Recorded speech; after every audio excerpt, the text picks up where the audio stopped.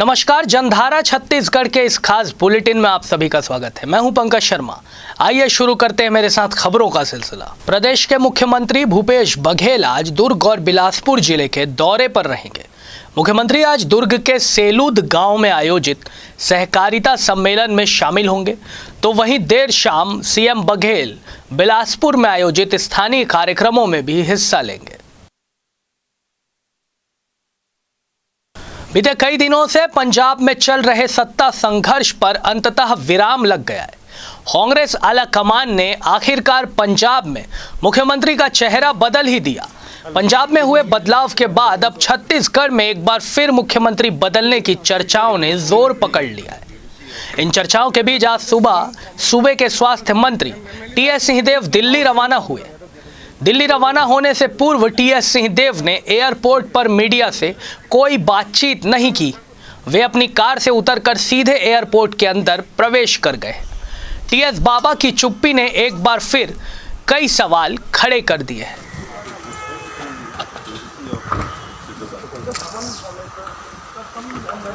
राजधानी रायपुर से लगे आरंग थाना क्षेत्र स्थित भलेरा गांव में बीती शाम बड़ा हादसा हो गया।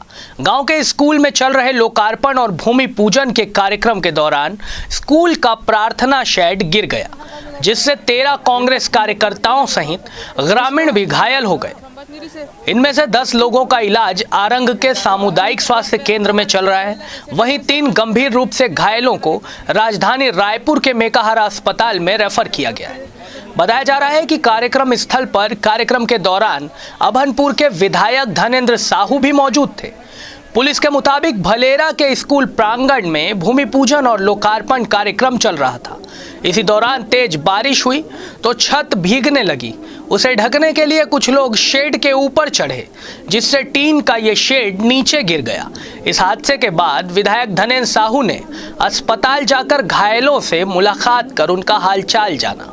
वहीं इधर भाजपा नेता अशोक बजाज ने इस पूरे घटना की उच्च स्तरीय जांच सहित घायलों को मुआवजा देने की भी मांग की है।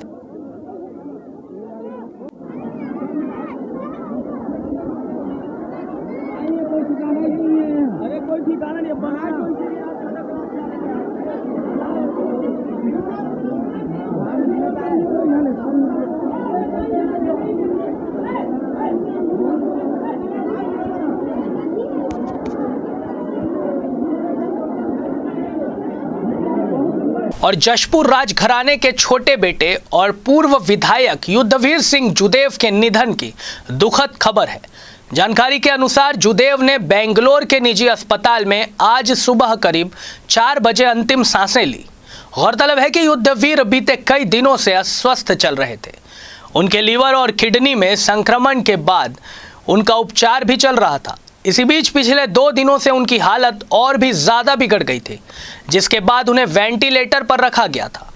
बता दें कि युद्धवीर जिला पंचायत सदस्य से लेकर विधायक और संसदीय सचिव समेत भारतीय जनता पार्टी के कई महत्वपूर्ण पदों पर रह चुके हैं। बीती शाम पूर्व मंत्री राजेंद्र पाल भाटिया की आत्महत्या की खबर से प्रदेश में शोक की लहर थी। खुज्जी के 3 बार विधायक रहे भाटिया पोस्ट कोविड की परेशानियों से ग्रसित थे, जिसके बाद कल देर शाम उन्होंने फांसी लगाकर आत्महत्या कर ली। इधर झीरम घाटी हत्याकांड में राष्ट्रीय जांच एजेंसी के बाद पुलिस द्वारा षड्यंत्र व हत्या का अपराध दर्ज करने के मामले को चुनौती देने वाली याचिका पर अंतिम सुनवाई चल रही है। एनआईए के साथ ही हस्तक्षेपकर्ता के अधिवक्ताओं की बहस भी पूरी हो गई है। आज इस मामले में राज्य शासन द्वारा जवाब के साथ ही आपराधिक प्रकरण पर तर्क प्रस्तुत किया जाएगा। जस्टिस मनिंद्र मोहन श्रीवास्तव और जस्टिस विमल सिंह कपूर की युगल पीठ में प्रकरण में अंतिम सुनवाई चल रही है।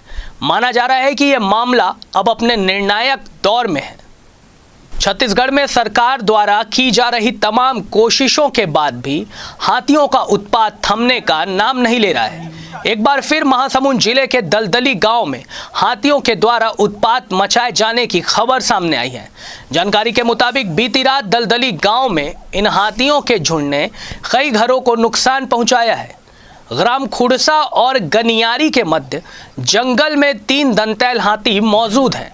वहीं एक दंतैल हाथी फुलझर जंगल के अंदर वन विभाग की निगरानी में रखा गया है। गौरतलब है कि सप्ताह भर के भीतर ही इन हाथियों के कुचले जाने के चलते महासमुंद जिले में कई लोगों ने अपनी जान भी गंवाई है।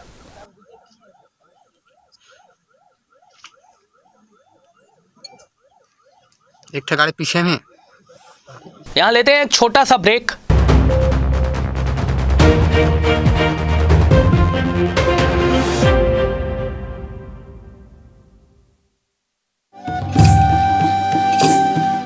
बस्तर यानी घने जंगल, बस्तर यानी हरितिमा, बस्तर वनवासी, बस्तर जो कभी था अबूझ अब शासन की सूझबूझ से बढ़ रहा है प्रगति पथ पर।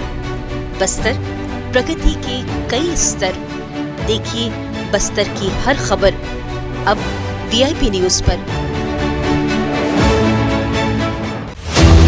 देश के दिल की बात साझा करेंगे देश की जनता के साथ। बात राजनीति की, कला और संस्कृति की, धर्म और आध्यात्म की, साहित्य और संगीत, परंपरा की, पर्यावरण की, उद्योग की, व्यापार की, कृषि और विज्ञान की, देश की, दुनिया की, वीआईपी न्यूज। और ब्रेक के बाद एक बार फिर आप सभी का स्वागत है। बढ़ते हैं अगली खबर की ओर। वेब सीरीज 6 सस्पेक्ट की शूटिंग कवर्धा के बाद अब राजधानी रायपुर में शुरू होने जा रही है। यह पहला मौका होगा जब किसी बॉलीवुड की कोई बड़ी वेब सीरीज की फिल्म की शूटिंग छत्तीसगढ़ में की जा रही है। यह web series actor Ajay Devgan के प्रोडक्शन तिग्मांशु धूलिया के निर्देशन में बन रही है। फिल्म में बॉलीवुड के मशहूर एक्टर आशुतोष राणा, प्रतीक गांधी और ऋचा लीड रोल में नजर आएंगी। गौरतलब है कि विधानसभा परिसर में शूटिंग उद्घाटन समारोह में संस्कृति मंत्री अमरजीत भगत को भी आमंत्रित किया गया है। और बीते दिनों खमतरा इलाके में कट्टे की नोक पर चाकूबाजी की घटना को अंजाम देने वाले 2 बदमाशों को पुलिस ने गिरफ्तार कर लिया है। आसपास के इलाकों में इन आरोपियों से दहशत का माहौल था। इसी दहशत को लोगों के दिलों से निकालने के लिए पुलिस ने इन्हें नागरिकों के बीच घुमाया। हाँ, ये थाना खमतराई क्षेत्र का है। कल रात एक वीरेंद्र कुमार रात्रे जी हैं, वो भनपुरी के एक होटल में बैठे थे। वहाँ से निकले तो पुराने रंजिश को लेके भरत वर्मा और जागेश्वर चंद्राकर तथा उनका एक और साथी, ये तीनों मिलके देसी कट्टा के बट से उनके सिर पे और चाकू से पेट पे वार किए हैं, जिसमें हम लोगों ने दोनों को गिरफ्तार कर लिया है और उनके खिलाफ 307 और 25 आर्म्स एक्ट की कार्रवाई की गई है। ये पुराना रिकॉर्ड है, इसमें एक भरत वर्मा करके है, ये थोड़ा आतंक बदमाश है। शौकिया रंग कर्मियों के लिए रायपुर के सड्डू स्थित रंगमंच का अपना ही महत्वपूर्ण स्थान है। यहाँ देश के प्रख्यात लेखक, फिल्मकार और नाटक कर्मी आते रहते हैं। इस जनमंच में रायपुर की जानी मानी नाट्य निर्देशिका रचना मिश्रा विगत लंबे अरसे से शौकिया रंगकर्मियों को लेकर नाटकों का मंचन करती आई है। कोविड-19 के चलते कुछ समय तक के लिए जनमंच खामोश जरूर हो गया था, लेकिन फिर एक बार कोविड की सावधानियों का पालन करते हुए ये गुलजार हो गया है। बीती शाम जनमंच में 2 नाटकों का मंचन किया गया। ये पहला मंचन सुरेंद्र वर्मा द्वारा लिखित मरणोपरांत पर हुआ, तो वहीं दूसरा मंचन हरिशंकर परसाई की हास्य व्यंग असफल कवि सम्मेलन पर किया गया।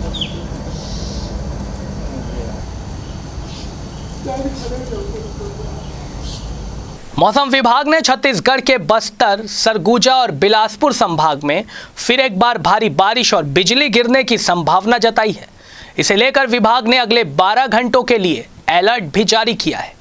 मौसम विज्ञान केंद्र के मुताबिक एक ऊपरी हवा का चक्रीय चक्रवात घेरा उत्तर पश्चिम बंगाल की खाड़ी और उससे लगे पश्चिम मध्य बंगाल की खाड़ी के ऊपर फैला हुआ है, जिसके चलते कल यानी कि 21 अगस्त तक प्रदेश में मध्यम से भारी बारिश की संभावना बनी हुई है। आइए अब शुभांगी के साथ देखते हैं छत्तीसगढ़ की 36 खबरें।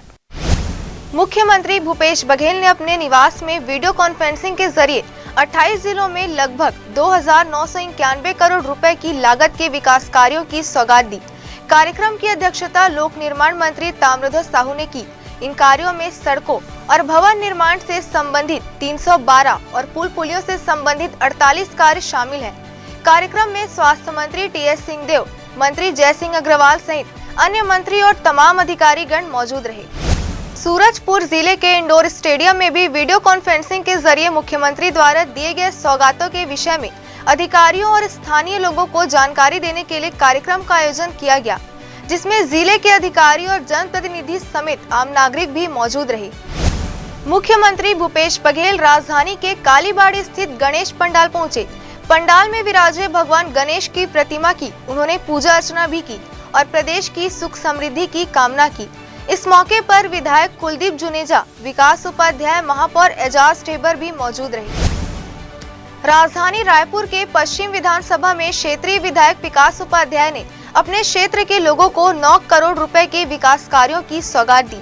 उन्होंने केनाल लिंकिंग रोड कोटा में राम भगवान की प्रतिमा निर्माण का भूमि पूजन किया। इस दौरान उन्होंने बताया कि क्षेत्र की जनता की मांग एवं सुविधा के अनुरूप पूरे विधानसभा क्षेत्र में लगातार नव निर्माण करवाए जा रहे हैं, ताकि आम जनता को मूलभूत सुविधाएं प्राप्त हो सके। भारतीय जनता पार्टी द्वारा चलाए जा रहे सेवा एवं समर्पण अभियान का कल तीसरा दिन था।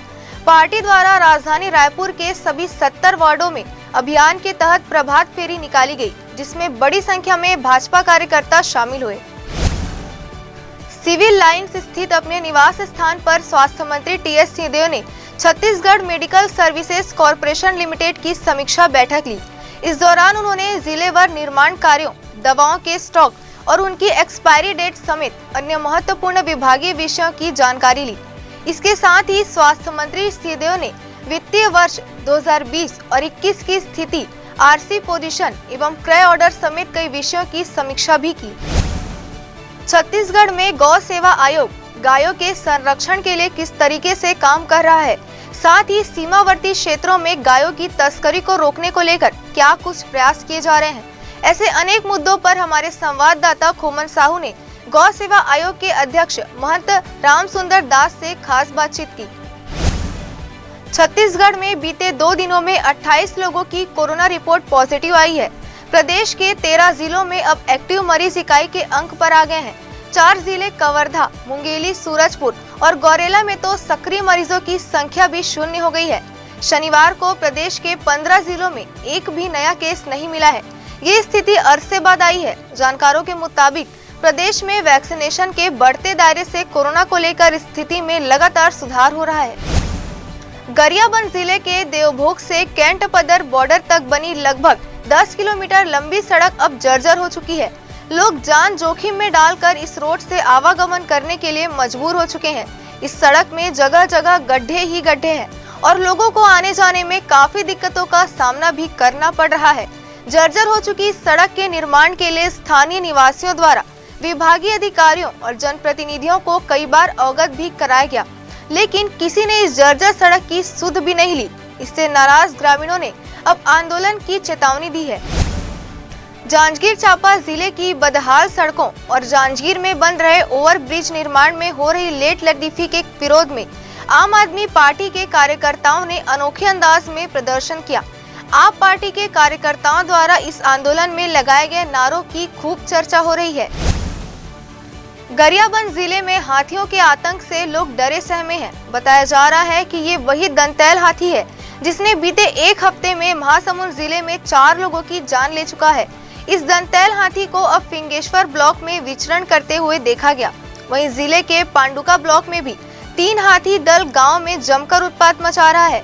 हाथियों के इस दल ने क्षेत्र के किसानों की फसलों को रौंदते हुए जमकर उत्पात मचाया है, जिससे ग्रामीणों में दहशत का माहौल है। हाथियों के उत्पात को देखते हुए वन विभाग ने अलर्ट भी जारी किया है। छत्तीसगढ़ के पूर्व मुख्यमंत्री डॉक्टर रमन सिंह ने कांग्रेस पर एक बार फिर से निशाना साधा है।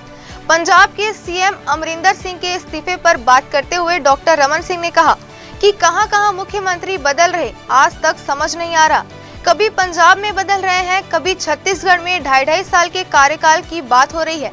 समझ से परे है। गुजरात में भी मुख्यमंत्री और कैबिनेट मंत्री बदले जाने के दूसरे सवाल पर डॉक्टर रमन बोले, ये भाजपा में ही हिम्मत है कि नए लोगों को इस तरह से मौका दिया जा रहा है। छत्तीसगढ़ जनता कांग्रेस जोगी के प्रदेश अध्यक्ष अमित जोगी कल से 10 दिन के एकांतवास में चले गए हैं। उन्होंने इस बात की जानकारी कुछ दिन पहले ही दे दी थी। उन्होंने बताया था कि वे 10 दिनों तक न किसी से मिलेंगे और न ही बात करेंगे।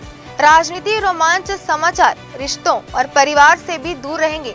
इसको लेकर उनकी पत्नी और जेसीसी-जे नेता ऋचा जोगी ने भी एक बयान दिया है।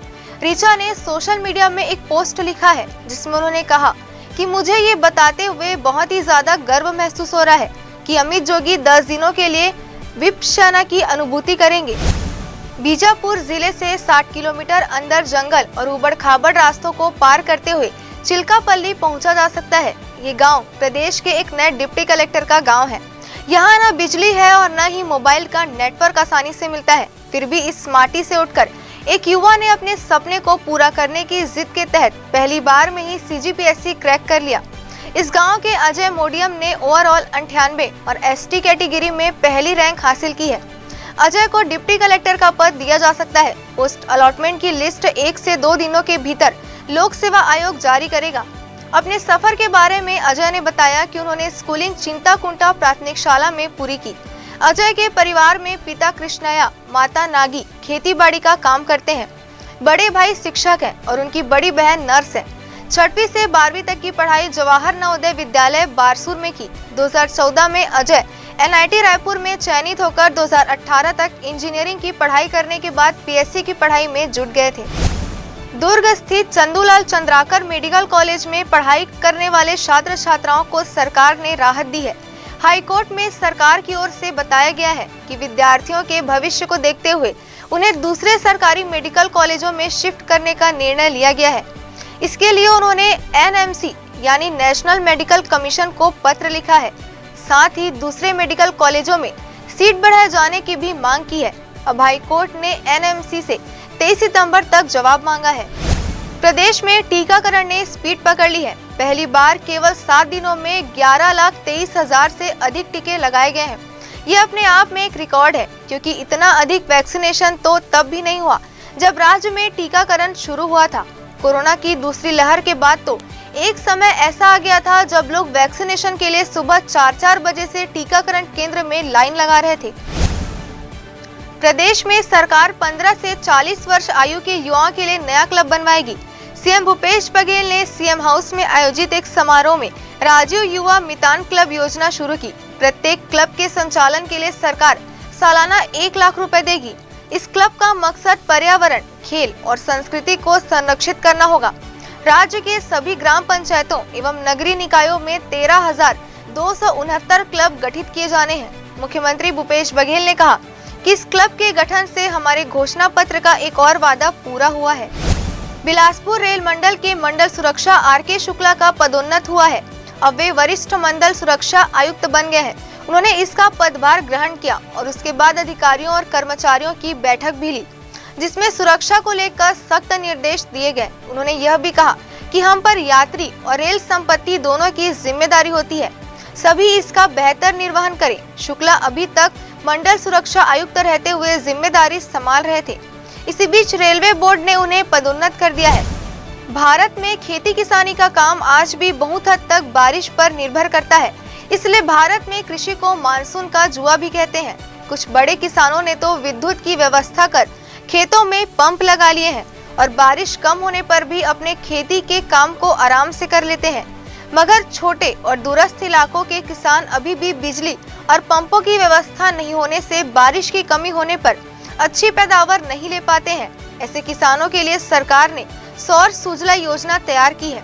ऐसे किसान जिसके खेतों तक विद्युत लाइन का विस्तार नहीं हुआ है या अधिक खर्च के कारण अपने खेतों तक विद्युत लाइन नहीं ले जा पाते हैं, उनके लिए सरकार द्वारा और सुजला योजना के तहत अनुदान में सौर ऊर्जा 40 सिंचाई पंप दिए जा रहे हैं। मुख्यमंत्री भूपेश बघेल की महत्वाकांक्षी योजना नरवा, गरवा, घुरवा व बाड़ी योजना ने महिलाओं के जीवन में नया रंग भर दिया है। दाने दाने को मोहताज रहने वाली ग्रामीण महिलाएं अब स्वावलंबी बन रही हैं। महिला सशक्तिकरण की अनूठी मिसाल पेश कर रही हैं। ग्रामीण महिलाओं ने अब अपना आय बढ़ाना सीख लिया है। कामकाजी महिलाएं समूह बनाकर गौठानों में गोबर से विभिन्न उत्पाद बनाकर बड़ा बाजार तैयार कर रही हैं और उत्पादों की बिक्री भी हो रही है। बिलासपुर बिल्हा जनपद की ग्राम पंचायत बेलतरा में घास भूमि पर पंचायत भवन का निर्माण कराया जा रहा है। इस मामले में हाईकोर्ट में जनहित याचिका दायर की गई। प्रकरण की सुनवाई करते हुए हाईकोर्ट ने राज्य शासन व कलेक्टर को नोटिस जारी कर जवाब मांगा है।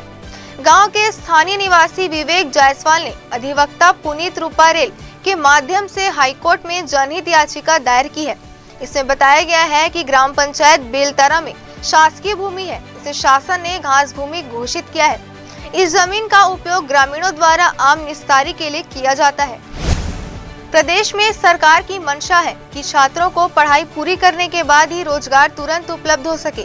इसके लिए स्कूलों तथा ITI में संयुक्त रूप से रोजगारोन्मुखी कौशल विकास और व्यावसायिक शिक्षा देने के लिए योजना तैयार की गई है।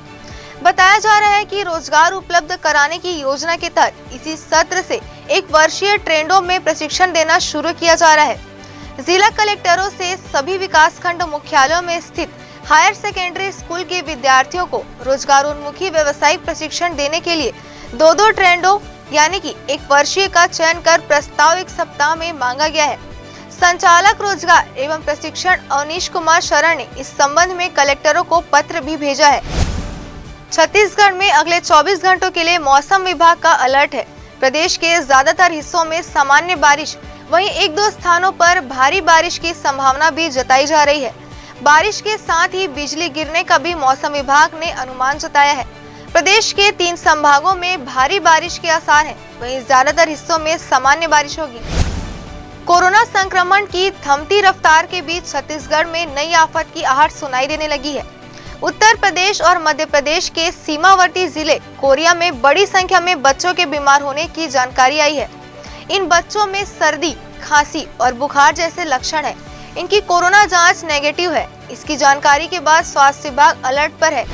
रायपुर के मैग्नेटो मॉल में 12 कलाकारों ने 3 दिवसीय पेंटिंग एवं कला प्रदर्शनी के माध्यम से अद्भुत कलाकृतियों का प्रदर्शन किया। 17 सितंबर से प्रारंभ इस प्रदर्शनी के अंतिम दिन भी बड़ी से बड़ी संख्या में नागरिकों और कला प्रेमियों ने अवलोकन किया और कलाकारों की कृतियों की भूरी भूरी प्रशंसा की। संस्था रंगायन के माध्यम से इन कलाकारों ने पेंटिंग, स्केचिंग, कोलाज मेकिंग, बोतल डेकोरेशन सहित डेकोरेटिव प्लांट्स पेपर जैसी सुंदर कृतियां प्रदर्शित की। डॉक्टर कीर्ति गुप्ता ने जहां प्लांट पोटर के माध्यम से इंटीरियर गार्डन या बालकनी आदि में रखने के लिए गमलों को हंसते खिलखिलाते बच्चों का रूप देते हुए बेहद ही अलग अंदाज में प्रस्तुत किया। बिलासपुर में बीते दिनों लगातार 3 दिनों तक हुई बारिश के बाद से उसलापुर स्टेशन के सामने महर्षि स्कूल रोड स्थित सर्व मंगला बिहार कॉलोनी में जल भराव की स्थिति बन चुकी है। बीते 1 सप्ताह से पानी निकासी के लिए पहल नहीं की गई। जिला प्रशासन व निगम भी इस ओर ध्यान नहीं दे रहे हैं। ऐसे में कॉलोनी के कई घर में रहवासी घर में कैद हो गए हैं। सर्वमंगला कॉलोनी में साई प्रभा अपार्टमेंट भी स्थित है, जो भी चारों तरफ से पानी से घिरा हुआ है। लोगों को आने जाने में परेशानियों का भी सामना करना पड़ता है। लगातार 1 सप्ताह से जल भराव की स्थिति दूर करने निगम को शिकायत की जा रही है, लेकिन यह निगम के परिशर में नहीं आता है। ऐसे में निगम ने हाथ खड़े कर दिए। वहीं रहवासियों द्वारा टुल्लू पंप लगाकर पानी निकासी करवाने की कोशिश की जा रही है, लेकिन पानी की निकासी नहीं हो पा रही।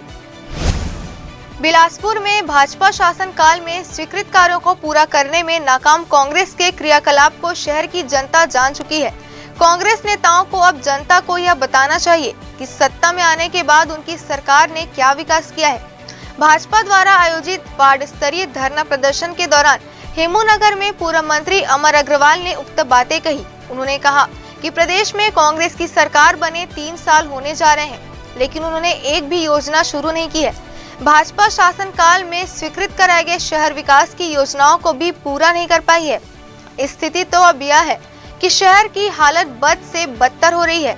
नगर निगम में महापौर और कांग्रेस के नेता स्मार्ट सिटी प्रोजेक्ट के फंड का बंदरबाट करने में लगे हुए हैं।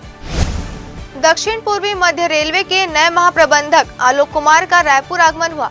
महाप्रबंधक आलोक कुमार ने स्वच्छता पखवाड़ा के तीसरे दिन स्वच्छ स्टेशन थीम पर रायपुर स्टेशन पर स्टेशन परिसर में यात्रियों को स्वच्छता के प्रति जागरूक करने के लिए स्वयं स्टेशन परिसर में झाड़ू लगाकर, कचरा उठाकर यात्रियों एवं रेलवे स्टेशन पर कार्यरत सभी लोगों को स्वच्छता का संदेश दिया।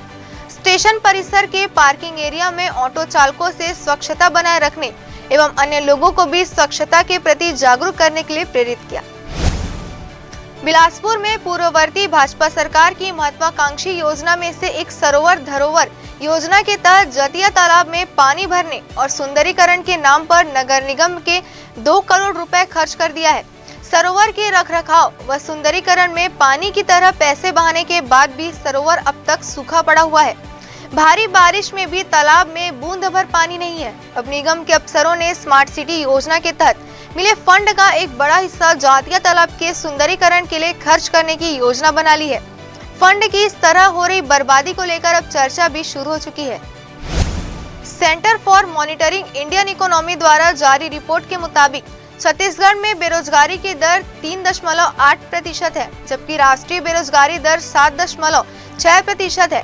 प्रदेश की स्थिति देश के कई बड़े और विकसित राज्यों से बेहतर है।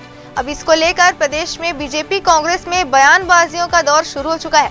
पीसीसी चीफ मोहन मरकाम ने बेरोजगारी दर कमी आने पर सीएम भूपेश बघेल की तारीफ की, तो वहीं बीजेपी के वरिष्ठ नेता बृजमोहन अग्रवाल ने सवाल खड़े किए हैं कि शिक्षित बेरोजगारों को सरकार ने कितना रोजगार दिया। भाजपा के द्वारा 6 महीनों के भीतर 5 मुख्यमंत्रियों के बदले जाने का मामला अब छत्तीसगढ़ में भी तूल पकड़ने लगा है। छत्तीसगढ़ की राजनीति में भी इसे लेकर उठापटक जारी है। भाजपा के नेता छत्तीसगढ़ में पिछले दिनों मचे सियासी हलचल को लेकर प्रदेश सरकार पर तंज कसते नजर आ रहे हैं, तो वहीं कांग्रेसी इन मुख्यमंत्रियों के बदलाव किए जाने को उनकी नालायकी बता रहे हैं। तो इस बुलेटिन में फिलहाल इतना ही। मुझे दीजिए इजाजत। देश दुनिया की बाकी खबरों के लिए आप बने रहें VIP न्यूज के साथ।